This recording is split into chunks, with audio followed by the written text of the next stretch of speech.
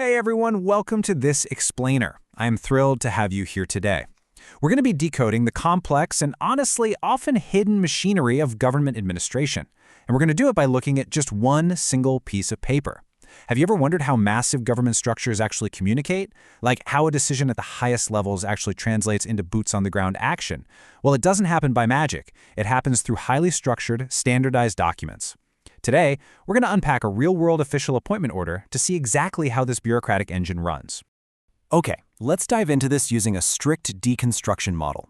We're going to break this down into 4 parts. First, the anatomy of an order. Second, the key players. Third, the terms and conditions. And finally, the bureaucratic web. So, starting with part 1, the anatomy of an order. Let's do a document breakdown.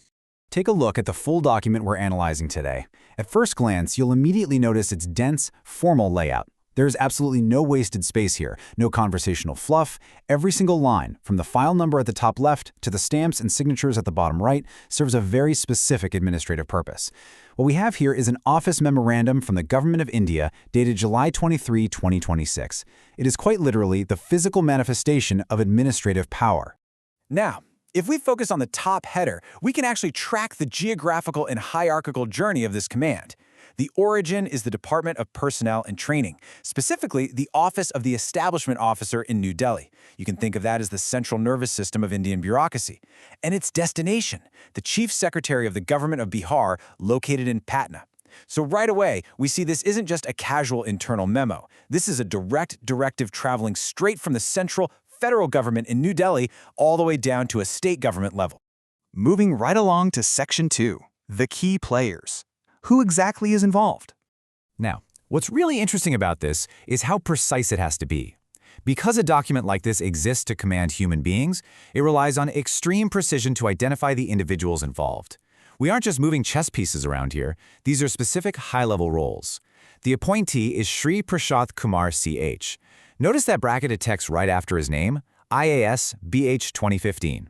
In bureaucratic shorthand, that tells the entire system exactly who he is. An Indian Administrative Service Officer from the Bihar cadre 2015 batch. His new role is Private Secretary to the Minister for Environment, Forest and Climate Change, Shri Bhupender Yadav. The document leaves zero room for mistaken identity. But here's a question. Who actually initiates a move like this? If you read the opening line of the first paragraph, it says, "Competent authority has approved the proposal."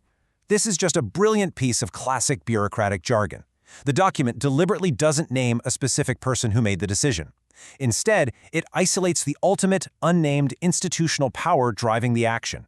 The competent authority acts as a shield and a seal of absolute finality in government correspondence. All right, on to Section 3, terms and conditions, the rules of appointment. Because, as you can imagine, a high-level government appointment is never just a simple handshake agreement. Let's break down the highly specific operational parameters embedded right in the middle of that first paragraph. This role isn't open-ended. The appointee will serve at the precise level of Deputy Secretary. The timeline is clearly defined as a period of 5 years. But, just in case the government needs some flexibility, they tack on the classic failsafe, until further orders. This establishes a really rigid framework, while simultaneously giving the institution an immediate out if administrative needs happen to change. So, the crucial point is really found in a highly specific operational condition attached to this timeline. The appointment is on a co-terminus basis, and the document actually defines this for us. It means the role continues only as long as the minister holds office or until the appointee ceases to function as private secretary, whichever occurs the earliest. Basically, his job security is directly intrinsically tied to the minister's tenure. It's a fascinating mechanism to ensure tight alignment between a minister and their immediate staff. And this builds right into the sudden commanding urgency of the second paragraph.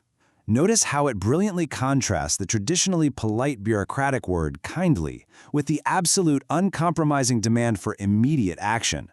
The central government isn't asking the state of Bihar for a favor here. They are issuing a firm directive dressed up in professional courtesy. Which brings us to our final section, the bureaucratic web, cascading information. An appointment like this doesn't happen in a vacuum. Think about this for a second. Who actually needs to know about this? When an officer is pulled from a state government role in Bihar and dropped into a central ministry in New Delhi, how many different administrative systems have to be updated to ensure payroll, security, and institutional memory are all perfectly aligned? And this brilliantly illustrates the whole process.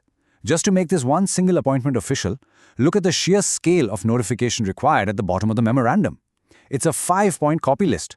First, the Cabinet Secretariat has to be informed to track high-level executive changes. Second, the receiving Ministry of Environment must be notified to prepare for his arrival. Third, the officer himself has to be formally told through his current boss in Bihar. Fourth, various administrative secretaries are kept in the loop. And finally, number 5, the guard file and panel desk, which is essentially the permanent institutional record of the government, gets a copy so the action is preserved in history. It is a perfectly choreographed dissemination of information. Anchoring this entire web of communication is the authorization at the very bottom right. We see the physical signature and the name, Ajit Kumar Ranjan, Deputy Secretary to the Government of India, dated July 23, 2026. This individual, acting on behalf of that unnamed competent authority we talked about earlier, provides the legal and administrative finality. This simple signature caps off the entire life cycle of the document, transforming it from a drafted proposal into an executed government order. So, after deconstructing this memorandum piece by piece, I want to leave you with this final provocative thought to consider. Look at how much power, structure, and communication is packed into these few paragraphs. How does a single, standardized page efficiently drive the massive, complex machinery of government administration? Well, it does it through ruthless clarity, precise routing, and standardized language. The bureaucracy isn't just a mess of red tape. When you know how to read it, it is a highly engineered system of control. Thank you so much for joining me on this explainer, and keep looking closely at the structures around you.